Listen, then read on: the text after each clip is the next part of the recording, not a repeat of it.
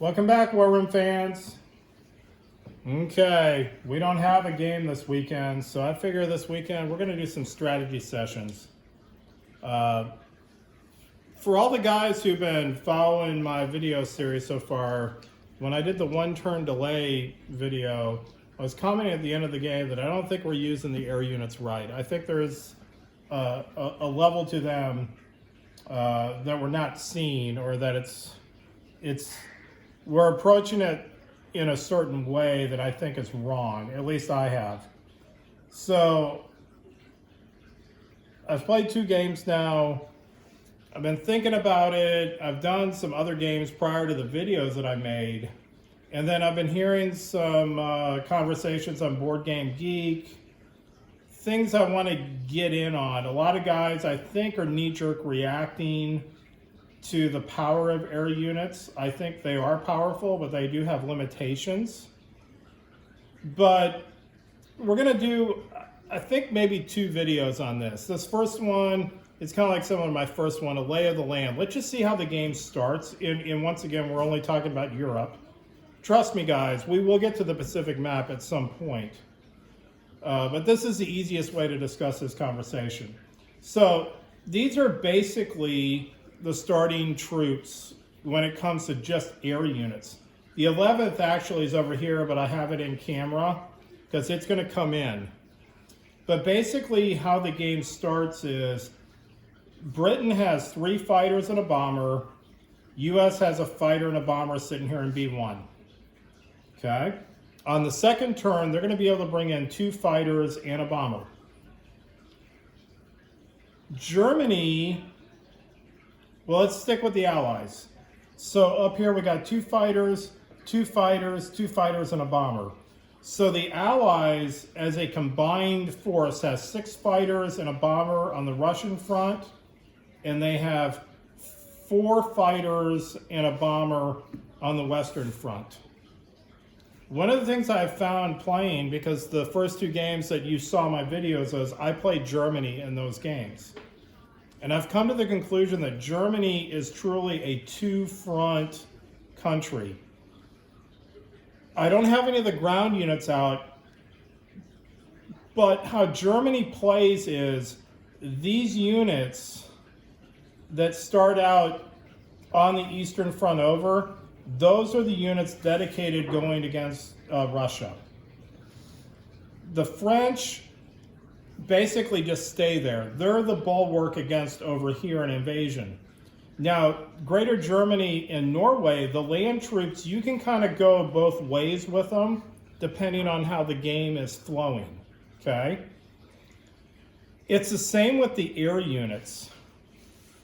The 14th, 15th, and 16th Air Group, which comprises 6 fighters, their job is to go here. The 11th, 12th, and 13th, their job is to come over here to Greater Britain, okay? Those are their primary jobs. Now, obviously, with the movement of air units, you can move them between the fronts. But these guys' job is here. These guys' job's over here. Now, I put the Italian air groups down here, okay? Now, I didn't put the North African ones that are off the map, but Germany does have an air group down in Libya. The German air group in Libya, that's their job. They don't ever come back up. Their only job is Africa, okay? But we do have 2 air groups that are Italian, so now we have 2 more fighters here in the Balkans, and then we have a fighter and a bomber up here in Italy. So if we move this air group here and this air group here, we now have 8 fighters on the Eastern Front taking on 6 fighters and a bomber.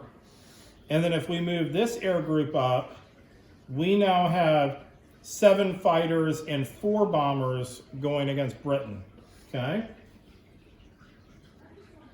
Now, here's my philosophy on air units, okay?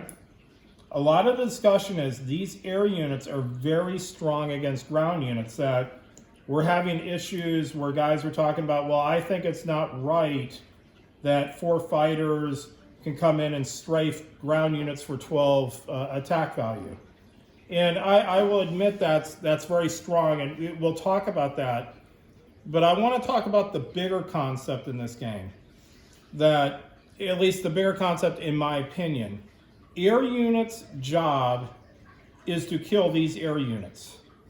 So the Axis air power, its only focus on the first few turns is killing all these air stacks. We have the 11th over here, which will be coming in on game turn 2. So this will come in as a reinforcement right off the bat. So the Axis, their focus at the beginning of the game is these air units. Oh, and then down here, the British do have the 13th down in Gibraltar. It was off the screen, I think. They can come up too if the British so desire.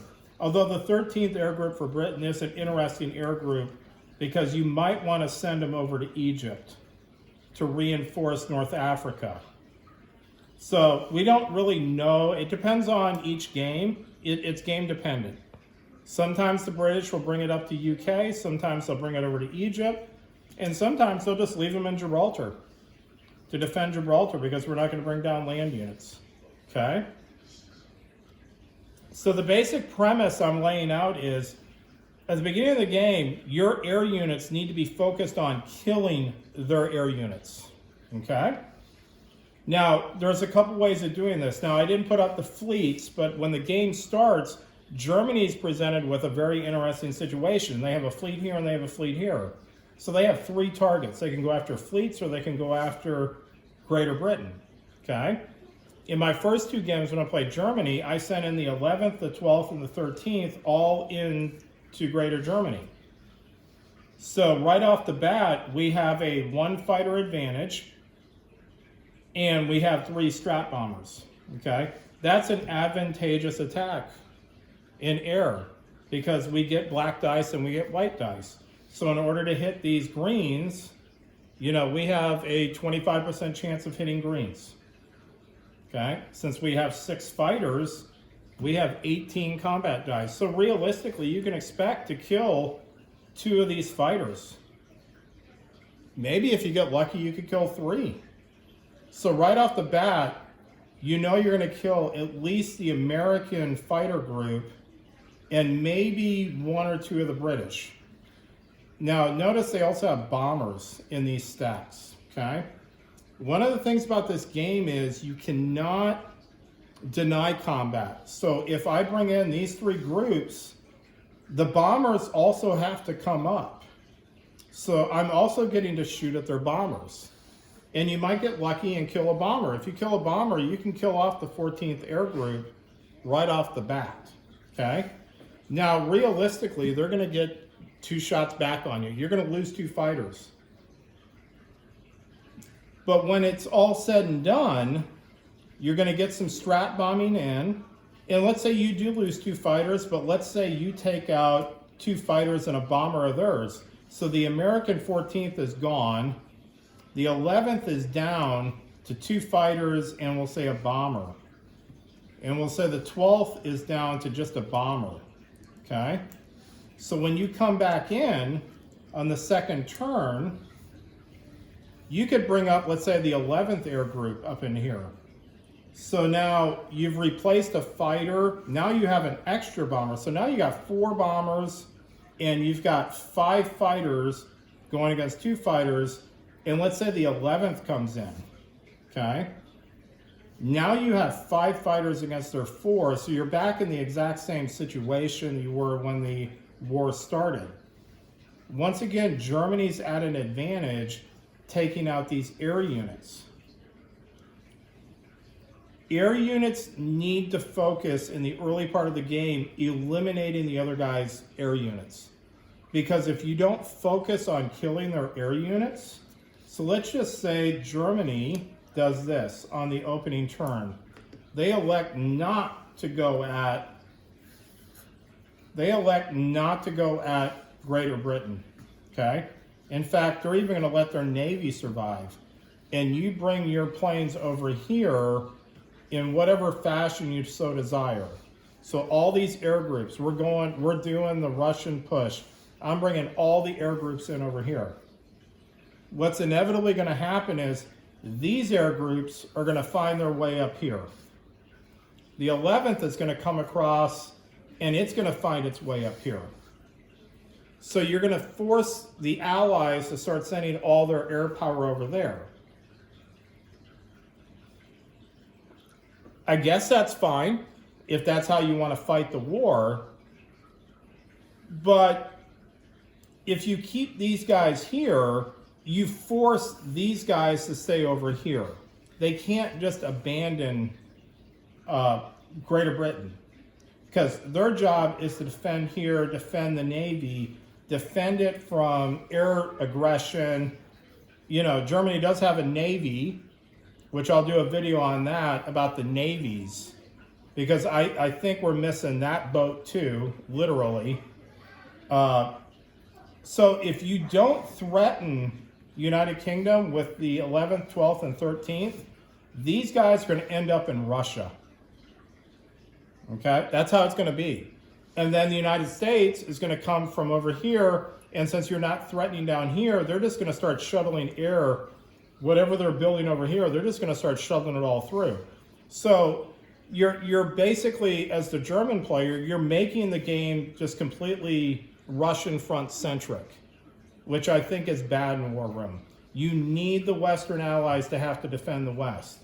If you just make it completely about Russia, then you're going to have a hard time, okay? The other thing is, well, I lost the 11th Air Group. There it is. So what's going to happen here is, let me get recentered here. So over here on this front, notice they only have these air groups. So if you focus these air groups over here, you have him outnumbered, okay? Now, here's the idea I'm proposing, okay? You need to get a bomber over here, maybe two, okay? So maybe that's off production. Your first turn, Italy and Greater Germany each build a bomber. Now the weakness is they can only come in on turn 3, okay? But notice up here, look at the factories they have. 2, 3, 2, 2, and 5. And then they have 3 up here, okay? So they have 6 regions with factories they can build units on. The bombers, their primary function is to hit these factories wherever they're building units, okay? Stop focusing in on using your fighters to supplement the land troops. That's not their purpose. Their purpose is to kill these guys, okay? The secondary purpose is to force these guys, specifically the Russians, to defend these factories because they don't know where you're going to be bombing.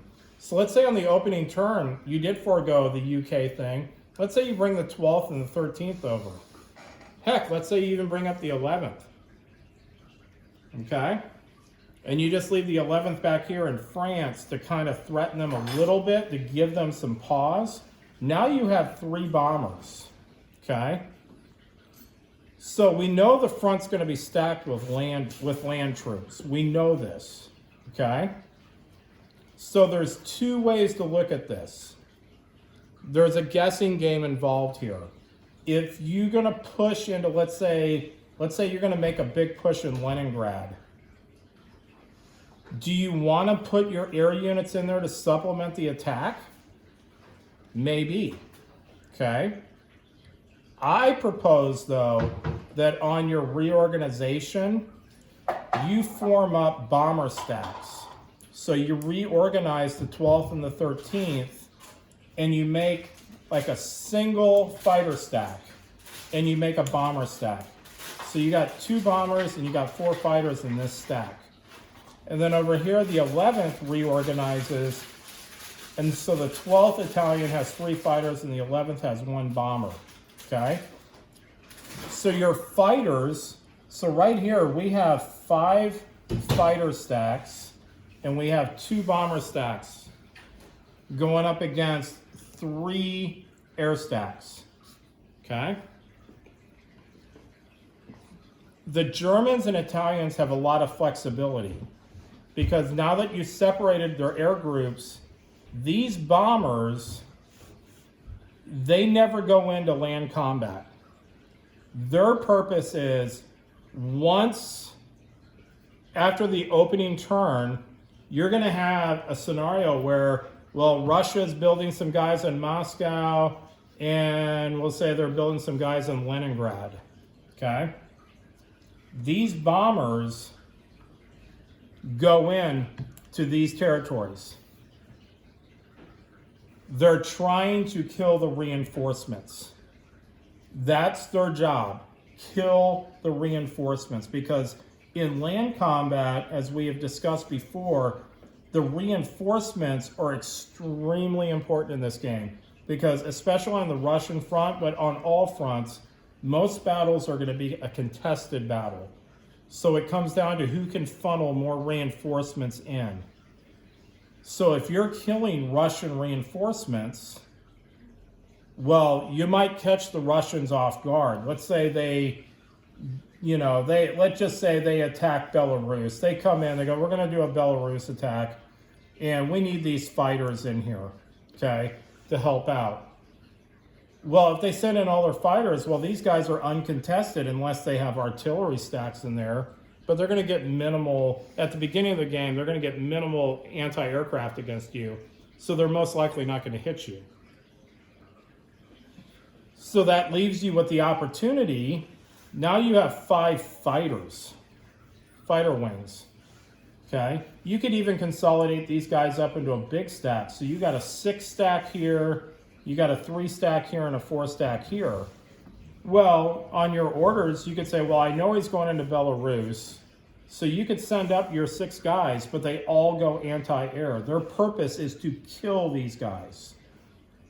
In fact, I would say, if you know they're going into Belarus and you know the Russian player is sending in his entire air force, then you send in all your fighters. And they're all in anti-air. You have 6, 9, 6, 10, you have 13 fighters here. You have more than 30. You could actually keep the Italians out. Right here, you have 6, you have 10. So you have 30 anti-air just in air power to kill as many of the Russian Air Force as you can. And then you have flexibility with these 3 Italians. Heck, with one of the Italian commands, you look at the board and go, I think there's going to be some guys in the Caucasus, but no airplanes. You just send them in the Caucasus, do a strafing run. You know, the thing is, you always have to look at the land stacks. If they have 4 or less anti-air, meaning artillery, those are juicy targets. If they're just sitting out on the periphery, okay? So you're always, the bombers, they don't go into the big combats. They're always sitting in the back. They're always hitting these factories. They're trying to kill the reinforcements. You send the bombers wherever he's building reinforcements. You put the stress on them. Because what's going to happen is Russia, if you come in, let's say this big battle happens, it doesn't really matter how it breaks out, but let's just say you kill these 2 guys and they kill these 2 guys. So here's where we're sitting at. We now have 8 fighters and they got 4 fighters and a bomber left after turn 1, or after the second turn. Because in this example, we have the reinforcements coming out, okay? If they see what you're doing, you put Russia in a position where these fighters now, if they know these bombers are going in solo, if wherever they're building units, these bombers are going, he's going to have to make a decision. Do I leave these guys in Moscow? Do I, I have to leave them in Moscow. It's my most important factory base. But if I build up here, you put him in this position where he doesn't really know where to defend, and it's almost like he just goes, I'm going to turtle my air in Moscow, because he's sending in his bombers wherever I'm building. So now Russia can't use its air power against the land, okay? They can't utilize that air power to supplement the land power, but because you have such an overwhelming advantage here, you now have bombers going in, attacking reinforcements. You have fighters. You have 4 air wings that could even, if you go, well, he's turtling, well, okay, fine. I'll send in the bombers and I'll send in fighters and anti-air to try to kill the air. And then I can send these guys in. I could supplement attacks with the ground. I could strafe any units I think are going to be hanging out, lingering in the periphery. You build a lot of flexibility in your attack plans. But the focus I think we need to look at here, guys, is air power's job is to kill air power and destroy reinforcements. Its job is not to bump up an attack that you have. Well, I have 22 ground attack going in. Well, if I throw in this stack here, you know, I got a 3 stack, I can get it up to 30. That's a waste of air power, because they're gonna send up anti-air. Even if they don't have air units, they're still gonna get anti-air. You might end up losing 1 fighter. You might end up losing 2 just to bump it from a 22 to a 30. Fighters are too expensive. They're too costly to just casually throwing away on combats where you're just trying to get an extra 6. You're trying to roll it from a 22 to a 28 or an 18 to a 24. Now, if we're talking about smaller combats, like say in North Africa or Africa itself, where we're only talking each side only has like 6 ground attacks, yeah, then throwing in that extra fighter to get a 3 will make a huge difference on the attack. And the person you're fighting against, primarily the UK, might not have fighters down there. So that's a perfectly reasonable example of, you know, using the German fighter group down in Libya. Yeah, they're there for ground attack just to kind of bump you up a little bit, because these aren't large combats. On the Russian front and over here, we're going to call these large combats, where we're talking big stacks, you know, 6, 8 stack type guys.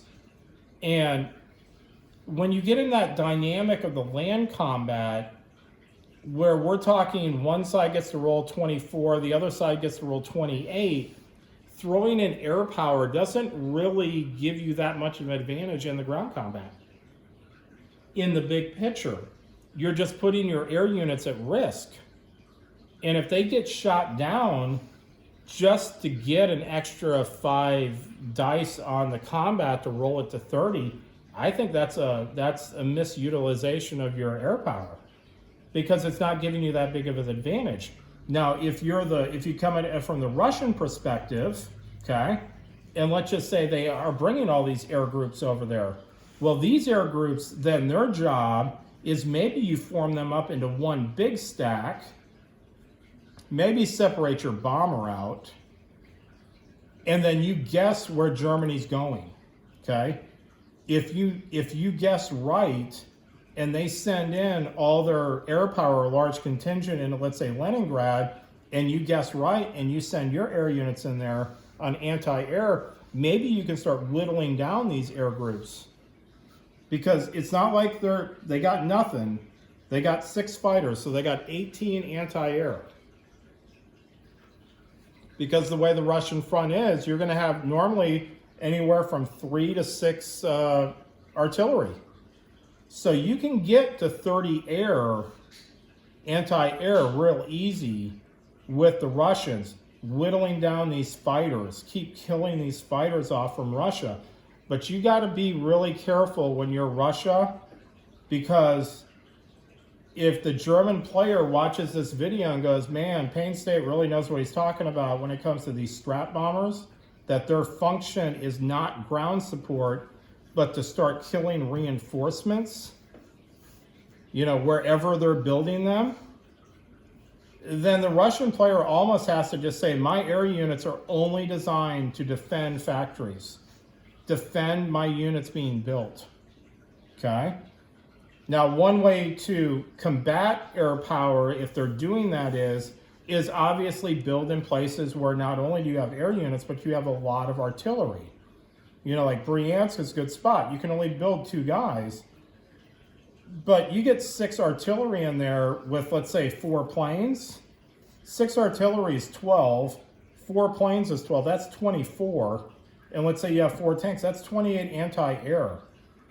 Germany's not going to be sending air units in there just casually flying over Bryansk, because they're just going to start, you're just basically giving them free shots at killing air.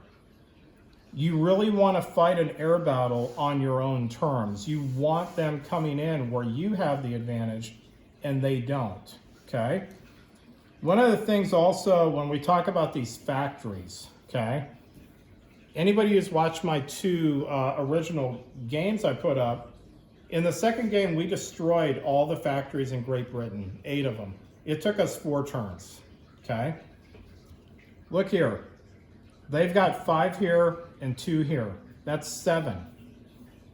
If you can kill these factories right here in the middle, then Russia is forced to start spreading builds in the periphery, okay? So, let's just say, you know, you're going at Moscow, they start defending Moscow. Even if they're not building reinforcements, let's say up here in Karelia, you send in your bombers up there, there's only 2 factories here. If you get your 2 bombers through, there's a good chance you're gonna destroy this factory in 1 turn. And they could no longer build there. Same thing with Bryansk. Even though Bryansk is gonna be stacked heavy, if you get an opportunity, if you notice they're building in Bryansk, if you get an opportunity, go ahead and send in the bombers on strategic to try to destroy the factory. Make it so that Russia is constantly trying to defend these things. Because if you take out Karelia, let's say you hit the Volga on turn 4, and then, you know, you're coming up into Leningrad. Let's just say you take Leningrad. So they're down 3 factories. You got the pressure on Moscow. All of a sudden, they're having to spread their builds out. They don't have that many fighters. If you guess right, let's say they go, well, I think he's going to go in here and he's going to defend this factory with 2. And let's say you send the 13th in, but you guessed right and you send in the 12th. Well, now you got 4 fighters, 2 bombers going against his 2 fighters. So you got 14 air against his 6. There's a really good chance that you're going to kill at least one of those fighters. Maybe both of them. Air power is designed to kill these guys. These discussions of air power is so strong against land only manifests itself if you can destroy all of this Russian air power, and let's just say they destroy the 11th, let's just say they destroy all this. Once it's all said and done, all you have left of your original build is 5 fighters and 2 bombers, but they have no air power. Russia is completely at the whim of these 3 air groups now. You can use them to strap bomb, you can use them for ground support, you can use them to attack stray units. That's when the air power becomes very powerful, when you get air supremacy, where there's absolutely nothing they can do to stop you, except for building artillery for anti-air purposes. But if they're building, let's say they go, well, we need anti-air, so we're going to build 5 in Moscow. Well, you just send in 2 bombers, there's nothing they can do to stop it. More than likely, you're going to kill probably 2 or 3 of them in production, because you're going to get to roll 8 dice. I don't know. You know, the dice are fickle. Okay? So I think this idea that I'm throwing out is, let's not think of these air groups as simply, there's a battle here and there's a battle here. I'm doing some calculations. Well, I'll send these 2 guys in to get 30 ground. I'll send these 2 guys in to get 30 ground. Well, I might need a couple more just in case. And, you know, and they're used to supplement the ground troops. Because if you're using them that way and you send them into Bryansk and they're all on ground attack and Russia all comes in, okay, and all the Russians come in and they're all on anti-air, Well, these air groups don't get to shoot back at these guys, so you're basically just gifting them casualties. So we need to think beyond just these air units are, you know, they're so powerful. Oh my, they're going to destroy everything on the ground. That's true if all these guys are gone. If these guys aren't gone and you're using your guys in ground attack and they're using theirs in anti-air, you're not going to have much of an air force after 2 or 3 turns. They're going to get whittled down, and then the minute Germany loses all this and Russia, even if they only have this left, they now have air superiority and they will be able to ramp up. They got 4 fighters left. They can basically put 12 combat dice into any land combat from this point forward. And Germany's on the ropes.